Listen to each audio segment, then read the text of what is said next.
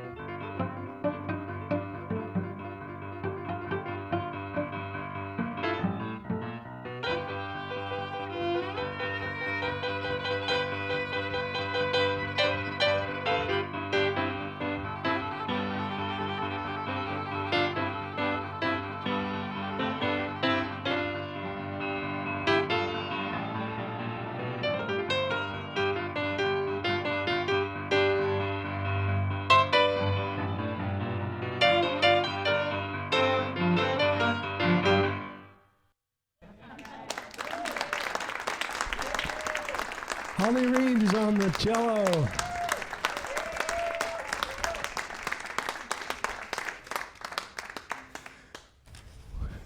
We were performing once, and a bass player came into me and says, I think I should just quit now. When cellos can play bass solos like that, what am I going to do?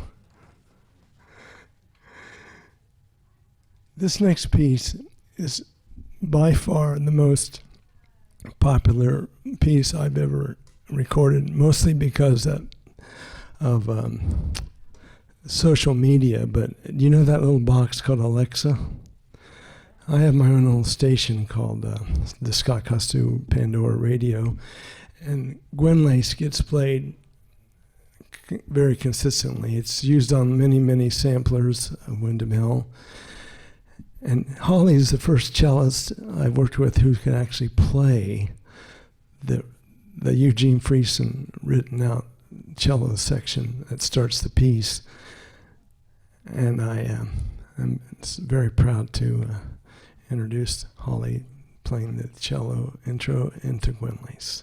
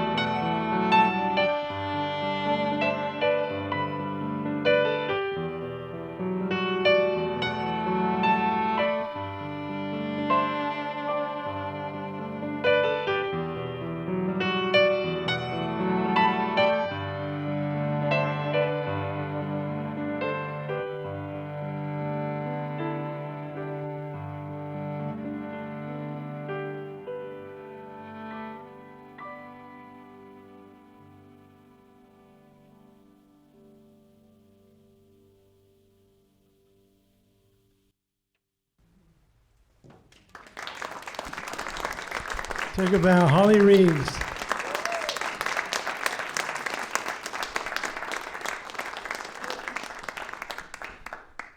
It's been, because I've toured all over the country for many years, and I often find cellists who want to play along because I have so many cello parts on recordings. But then one of the first things they say to me is, "Don't ask me to play Gwynley's." It's okay, we got that out of the way. Sometimes when I was first starting out in my career, I used to play in jazz quartets, and I often performed lots of jazz standards and blues pieces. I was raised in the Midwest, not too far from Motown, so I was very comfortable with a lot of soul music and Chicago blues. But being with Windham Hill Records for many years, you couldn't do that. Even though we were not officially a new age label, we were. A lot of people used our music for massage. I got a lot of good massages out of this deal. I'm not complaining. But when you're doing when you're called ambient, you can't just come out and say, "Here's a piece by Charles Mingus." That doesn't. But anyway, after Windham Hill got sold to RCA, I decided to make a blues and jazz recording, which is what I was doing a lot and performing anyway. So here's a selection from from that recording. It's called Booget Brother. And I was playing, it's interesting because this is a pretty soulful, Deep South kind of tune. And I was playing a concert in Mobile, Alabama a few years ago. And this guy walked up to me and he says, "You're going to be around for a couple of days? We need you in the Baptist church down here." So I guess that was a compliment, because a guy came up to me and says, "They don't usually ask white people to do that." So here's a soulful Booget Brother from the Blues and Jazz recording.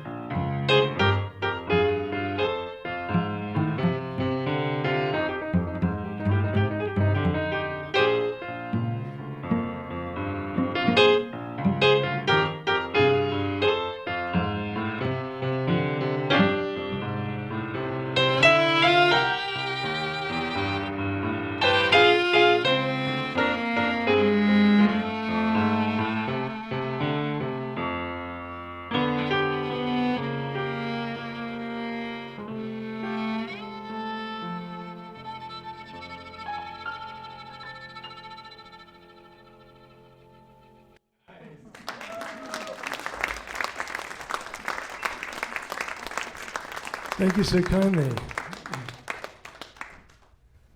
I remember when Holly, when we first had one of our first rehearsals, we played Gwen Lace and we played the real ambient material that I had recorded. But then I asked her if she would like to do some blues, and she didn't really answer.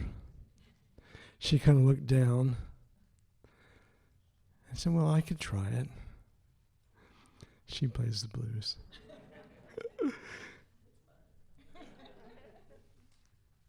We're going to conclude our first set with a couple pieces from the When Spirits Fly recording.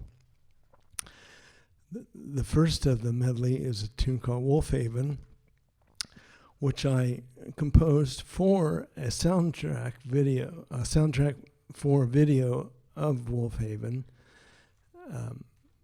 And I like this melody so much and the ambient feel of it, I decided to record it on the album When Spirits Fly. And then the second half is our finale of the first half. It's called When Spirits Fly, and the company that put that out went bankrupt, so I had to re-release it, and so it's called When Spirits Fly Again.